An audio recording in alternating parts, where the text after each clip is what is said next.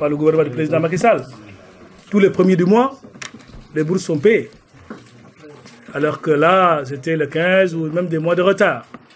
Qui tombe aujourd'hui sur un samedi, un dimanche ou un jour férié, les virements sont effectués. L'augmentation des bourses, le doublement, de nouveaux dispositifs et des critères objectifs, ou même l'attribution des bourses d'excellence est publiée dans le quotidien national Le Soleil. Je ne parle même pas des réseaux sociaux ou d'autres supports. Comment se fait cette attribution? Déjà, il n'y avait pas de commission à l'époque. Quand nous sommes arrivés, il y a une nouvelle politique plus ambitieuse, politique nationale d'attribution et de renouvellement des bourses, tant au niveau national qu'à l'étranger. Après, il y a un arrêté qui a été pris par M. le ministre Mary Teuw Niane, instituant des commissions d'attribution. Qui parle de commission d'attribution, où effectivement l'ensemble des parties prenantes sont représentées. Par de transparence. Parce que la réforme, c'était la transparence, l'excellence, l'équité et la justice. Après, comment ça se passe? Le ministère a un communiqué officiel qui est daté et qui dit clairement, voilà les pièces à fournir. Et pour le dépôt, c'est de telle date à telle date. Là également aussi, on vient de loin.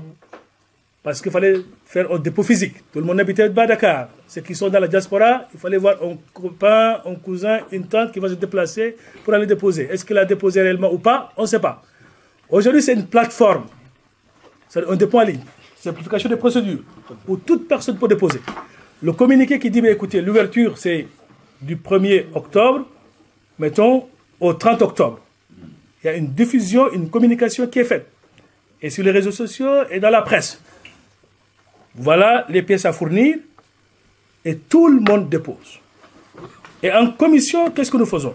Je peux vous dire aujourd'hui que nous avons 5500 demandes de bourses qui ont été effectuées, les bourses socio-pédagogiques déjà, parce que nous avons aussi une typologie des bourses, au titre de l'année académique 2018-2019. Je reviens pour les bourses d'excellence. C'est quoi les critères? C'est le bac sénégalais, obtenu au Sénégal, mention très bien au bac, mention bien ou une distinction au concours général avec la conditionnalité, une inscription en classe préparatoire. Le dépôt ouvert, tout étudiant qui dépose et qui remplit ces critères, il a une bourse d'excellence nouveau taux de 297,27 € avant le président Macky, 650 € actuellement sur le président Macky, c'est 300 000 francs CFA, 430 000 francs CFA. On dit, bien écoutez, pour les anciens, parce qu'il y a la première brique, c'est les nouveaux bacheliers. Pour les nouveaux bacheliers, on fait N-1. C'est-à-dire que les nouveaux bacheliers, c'est ceux et celles qui ont obtenu le bac en juillet 2018. On met N-1. Nouveau bachelier et obtenu le bac en 2017. Pour ces cas-là, on prend les mentions bien et très bien. Ils déposent, ils ont de facto, quelle que soit l'inscription en prépa ou en université ou en école, une bourse pédagogique. Pour les bacheliers, nouveaux bacheliers 2018, je prends le cas de cette année, mention bien, très bien, soit on a la bourse d'excellence, soit on a de facto la bourse pédagogique. Tout le monde, sans exception, et dans plus de 43 pays. Pour les autres, mention assez bien, c'est l'excellence pédagogique, on a au moins une aide d'État. Transparence avec la possibilité qui est offerte à l'étudiant de déposer au recours, parce que quand il a envoyé sa demande de bourse sur la plateforme, il a reçu instantanément un accusé de dépôt avec un numéro qui peut prouver effectivement que j'ai déposé tel jour et voilà mon numéro. Et s'il est dans ces critères et par omission, parce que c'est involontaire, il n'a pas été retenu par la commission, il peut déposer au recours et nous on le rétablit dans son bon droit. Ça n'a jamais existé. Deuxième, pour les anciens. Les anciens, nous avons les anciens primo-arrivants, c'est-à-dire ceux qui ont obtenu le bac avant 2017 et qui partent pour la première fois à l'étranger au titre de l'année académique 2018-2019. Anciens primo-arrivants. Anciens à l'étranger. Ils ont obtenu le bac avant 2017 et ils sont partis avant l'année académique 2018-2019 à l'étranger. Dans ces cas-là, on regarde le cursus pédagogique. On regarde la filière d'études. Parce que nous avons aussi défini ce qu'on appelle des filières d'intérêt national, des filières prioritaires. Avec, en tout cas, on met le curseur sur ce qu'on appelle les STEM, les sciences de l'ingénieur, les mathématiques et l'agriculture. Et pour ces gens-là, qu'est-ce qu'on fait? On regarde pays par pays. s'il y a des classements, je prends le cas de la France, parce que nous sommes en France, il y a la conférence des grandes écoles. Dans cette conférence, il y a le top 10.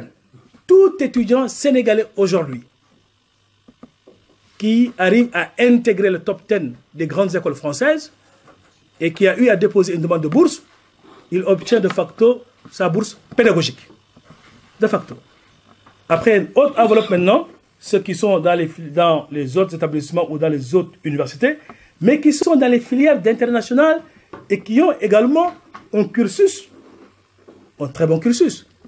Là, ce n'est plus la mention au bac. On peut ne pas avoir la mention au bac, mais avoir une mention passable et aller à l'X ou dans une autre école. Ces jeunes-là, en fonction de l'enveloppe qui a été mise en place, on attribue au prorata de cette enveloppe. Après ces derniers, on regarde maintenant les doctorants. Nous avons un nouveau dispositif pour les doctorants, mais qui sont inscrits en co-tutelle. C'est-à-dire inscription dans une école doctorale à l'étranger et inscription dans une école doctorale au Sénégal. Parce que nous voulons aussi, comme le président Macky Sall est en train de construire des universités, des ISEP, là tu en as parlé, il faut assurer le rêve.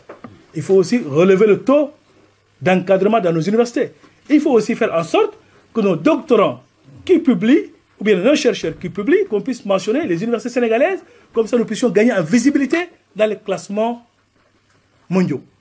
De ce fait, pour ces jeunes, en fonction de la filière du cursus, on leur donne une bourse doctorale de 3e cycle à l'alternance qui est aujourd'hui de 915 €, c'est 600 000 francs CFA avec un billet d'avion aller et retour par an. Et c'était sur 3 ans. Aujourd'hui, on donne la possibilité d'une année supplémentaire à ces jeunes. Pour les autres, qui sont en Master 2 en école d'ingénieur et qui sont à l'étranger, et qui rencontrent des difficultés pour trouver des stages, pour valider leur année, le président a mis en place une bourse de mobilité. Mobilité rentrante, où ces jeunes déposent au niveau de la plateforme et se sont retenus. Et ils ont un billet d'avion aller et retour pour faire 4 mois, 6 mois ou 10 mois au Sénégal. Et chaque mois, ils reçoivent 60 000 francs CFA de notre service, indépendamment à ce que la structure qui va les accueillir va leur donner comme indemnité ou gratification. Pour les autres doctorants, qui ont une inscription unique à l'étranger, que ce soit en France ou dans un autre pays, ils sont sur une thématique qui intéresse le Sénégal. Là aussi, on dégage une enveloppe pour ces derniers. Donc, on regarde les thématiques, les critères, et objectivement, la commission attribue en concurrence de l'enveloppe dégagée. Je ne parle pas des bourses de coopération et je ne parle pas non plus des aides d'État. Voilà, M. Khan, comment les attributions sont faites. Et à côté de cela, comme il tient au social, il a mis en place aussi une allocation spéciale destinée à tous les malvoyants et aux handicapés, mais ce qu'on appelle l'handicap lourd. Ces derniers, qui souvent étaient à Thiès, l'école des jeunes aveugles de Thiès, aujourd'hui, tout malvoyant qui arrive à trouver une inscription, tout malvoyant qui arrive à trouver une inscription à l'étranger, il bénéficie d'une allocation spéciale s'il a fait la demande. C'était 297 et il n'y avait pas tout le monde. Aujourd'hui, c'est 650 €, c'est 430 000 francs CFA. Et il y a également un volet bourse sociale. Les bourses sociales, qu'est-ce qu'on regarde? Il y a déjà le handicap. Après, il y a souvent ce qu'on appelle les pupilles de la nation. Il y a l'agence des pupilles de la nation qui sollicite directement au niveau du ministère. Il écrit. Donc quand elle arrive, on regarde tous les étudiants qui sont pupilles de la nation, on leur donne directement une bourse sociale. Après, on regarde effectivement aussi, on dégage une enveloppe pour ce qu'on appelle les orphelins, hein, ou certains étudiants qui rencontrent des difficultés et qui ont un dossier de demande de bourse documenté. C'est-à-dire avec une assistance sociale qui est écrite, ou bien vraiment des preuves comme quoi il y a une difficulté qui est là. Ces jeunes-là aussi, à concurrence de l'enveloppe qui est dégagée, on donne des bourses sociales. Vous voyez, voilà un certain nombre de critères qui nous permettent aujourd'hui, préalablement établis, et que la Commission respecte scrupuleusement avec cette possibilité qui vous est donnée de déposer des recours. Donc, c'est la transparence, comme je l'ai dit, c'est l'excellence pédagogique et c'est le social en fonction des cas. Mais là aussi, je tiens à dire que rien qu'en France, nous avons 11 000 étudiants sénégalais. Rien qu'en France. Rien qu'en France. 11 000 étudiants sénégalais. Et nos services gèrent des étudiants qui sont dans toute la diaspora, plus de 43 pays où nous avons des étudiants. Et rien que cette année, 2019, c'est une inscription budgétaire en termes de bourses nationales et étrangères de 62 milliards. Il n'y a aucun pays africain qui consacre aussi d'efforts en ce qui concerne les bourses des étudiants au niveau national et à l'étranger.